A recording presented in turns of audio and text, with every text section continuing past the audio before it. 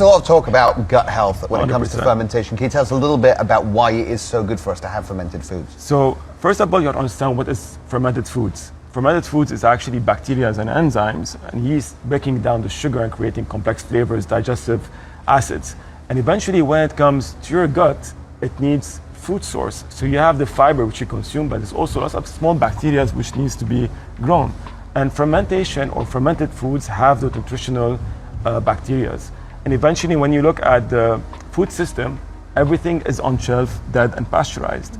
Fermented foods are still alive and you can find them in the fridges because they contain those microorganisms, those probiotics which are good for your gut.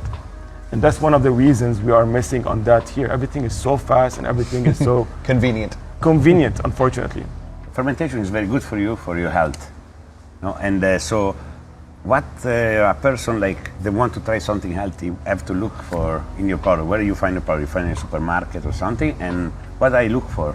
Everybody wants to be healthy. So that's a very good and question. If I look in a supermarket, there is the health section and what's around it. So that's a very good question. So first of all, you have to understand fermentation is a spectrum of food.